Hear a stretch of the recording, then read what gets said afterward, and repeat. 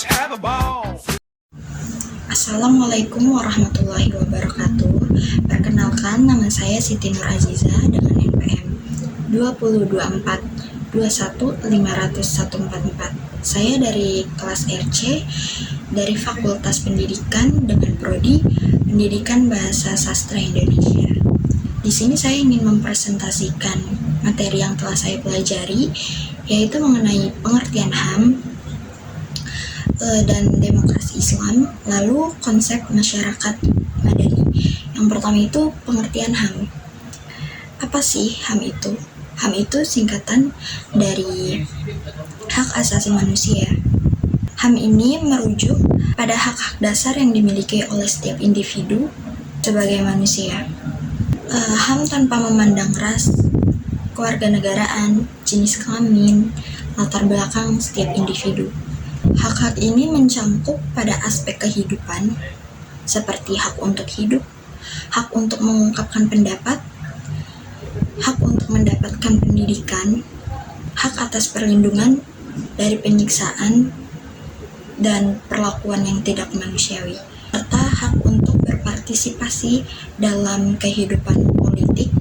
HAM ini terbagi menjadi dua kategori, yaitu hak politik dan sipil.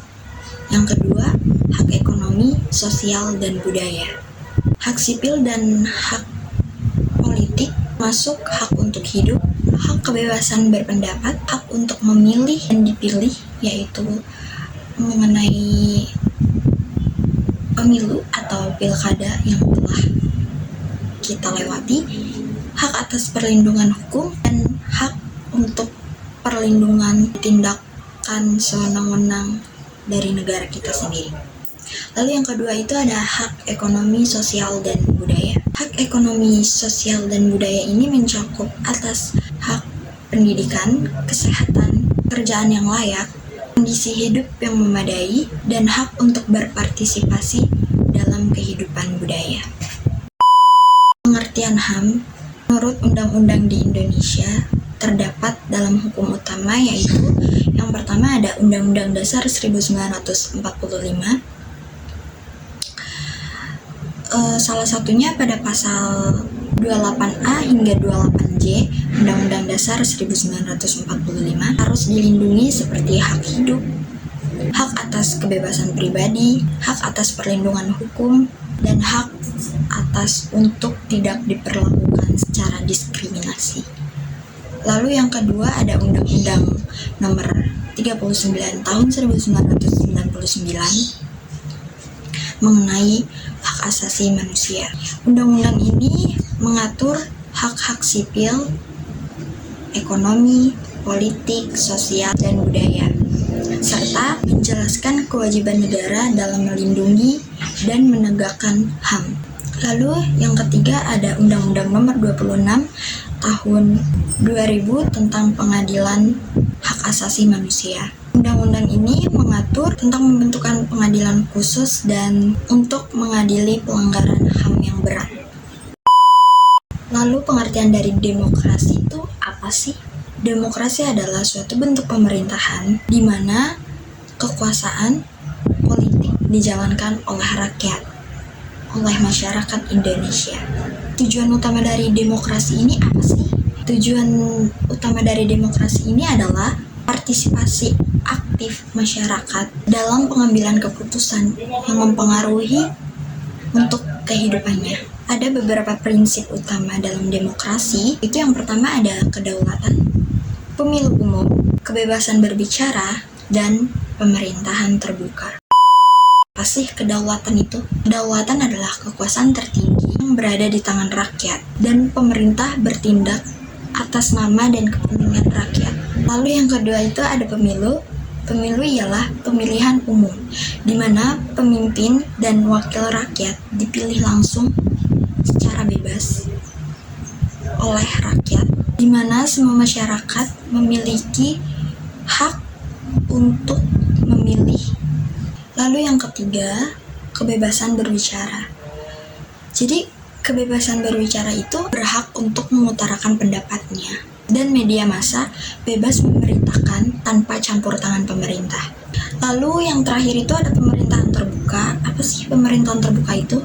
Pemerintahan terbuka itu pemerintah harus bersifat transparan, di mana setiap keputusan yang diambil oleh pemerintah itu harus bertanggung jawab dan harus bersifat transparan kepada rakyat-rakyatnya dalam setiap kegiatan dan keputusannya. Yang pastinya dalam keputusannya itu harus bertanggung jawab kepada rakyat. Lalu sejarah perkembangan HAM. Perkembangan atas pengakuan hak asasi manusia ini berjalan secara perlahan dan beraneka ragam. Yang pertama, ada hak asasi manusia di Yunani. Filosofi Yunani meletakkan dasar perlindungan dan jaminan hak-hak asasi manusia untuk melakukan sosial kontrol kepada penguasa yang zalim. Lalu yang kedua, ada hak asasi manusia di Inggris sebagai negara pertama di dunia yang memperjuangkan hak asasi manusia. Lalu yang ketiga, ada hak asasi manusia di Amerika Serikat. Filosof John Locke yang menguraikan hak-hak alam seperti hak atas hidup, hak kebebasan, dan milik menginspirasi rakyat Amerika untuk memberontak melawan Inggris. Lalu ada hak asasi manusia di Indonesia. Hak asasi manusia di Indonesia bersumber dan bermuara pada Pancasila, yang berarti hak manusia mendapat jaminan kuat dari falsafah bangsa, yakni Pancasila. Bermuara pada Pancasila dimaksudkan bahwa pelaksanaan hak asasi manusia harus mengikuti garis yang telah ditentukan dalam falsafah Pancasila. Jika tidak memperhatikan hak orang lain saat melaksanakan hak kita, maka akan terjadi konflik. Hak asasi manusia dan kebebasan dasar adalah hak yang diberikan Tuhan kepada manusia dan harus dilindungi, dihormati, dan ditegakkan untuk meningkatkan martabat kemanusiaan, kesejahteraan, kebahagiaan, dan kecerdasan, serta keadilan. Negara Republik Indonesia memiliki berbagai undang-undang yang mengatur hak asasi manusia, yaitu ada Undang-Undang Dasar 1945, lalu Ketetapan MPR tentang Hak Asasi Manusia, dan Undang-Undang Nomor 39 Tahun 1999 tentang Hak Asasi Manusia.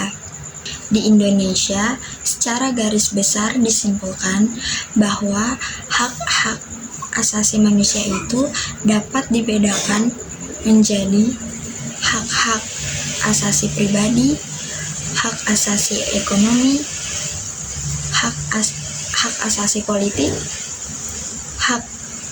hak asasi sosial dan kebudayaan, dan yang terakhir ada hak-hak asasi untuk mendapatkan perlakuan tata cara peradilan dan perlindungan.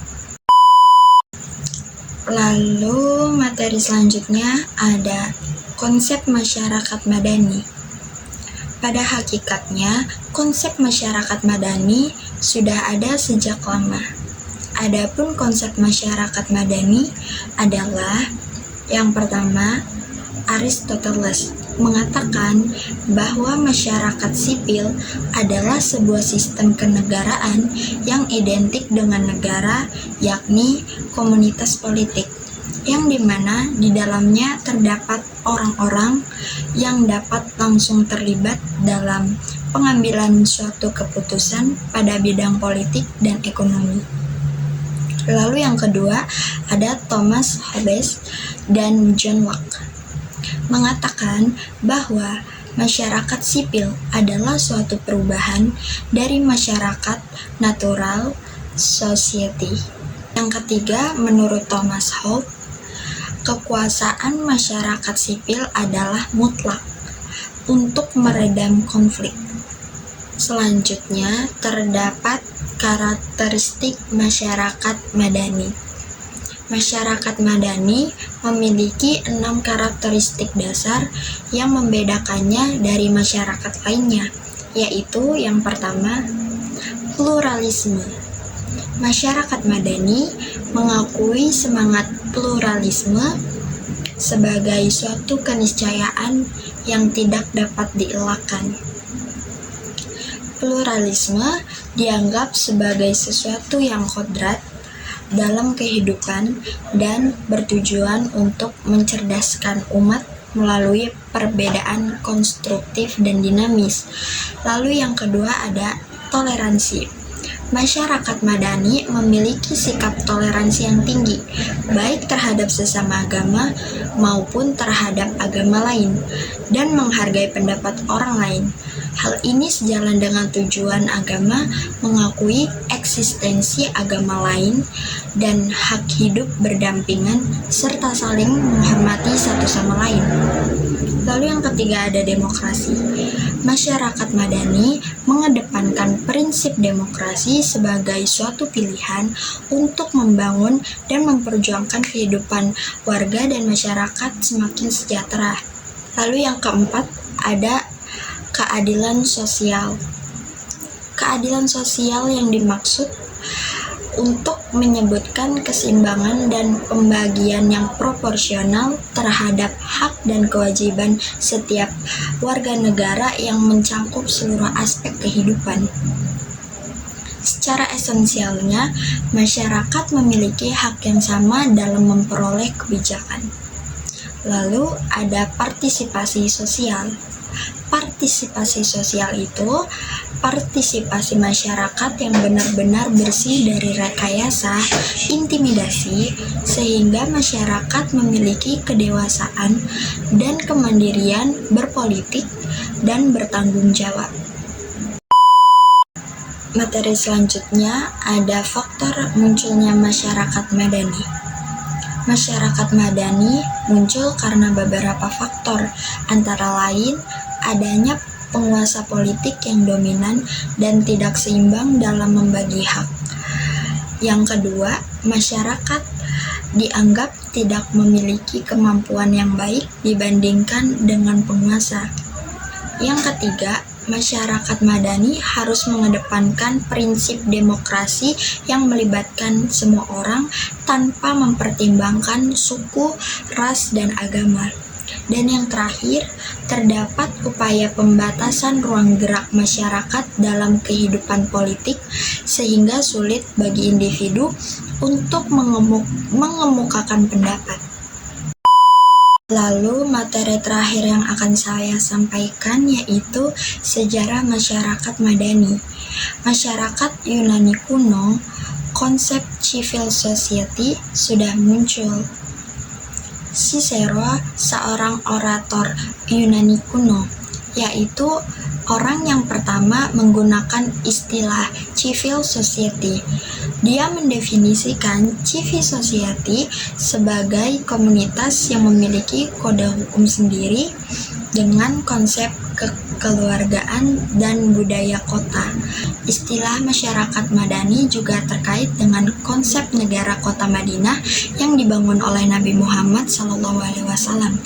Konsep ini mengacu pada tamadun atau masyarakat yang berperadaban. Adapun ciri-ciri masyarakat madani diantaranya memiliki kemandirian, memiliki seperangkat nilai serta norma aturan, memiliki gerakan-gerakan perlindungan hak warga negara, konsumen, kaum minoritas, dan korban kekerasan. Terdapat perkumpulan yang berbasis agama, suku, budaya. Sekian materi yang bisa saya sampaikan. Kurang lebihnya mohon maaf. Wabillahi taufiq wal hidayah. Wassalamualaikum warahmatullahi wabarakatuh. Oke teman-teman, terima kasih sudah menonton videonya.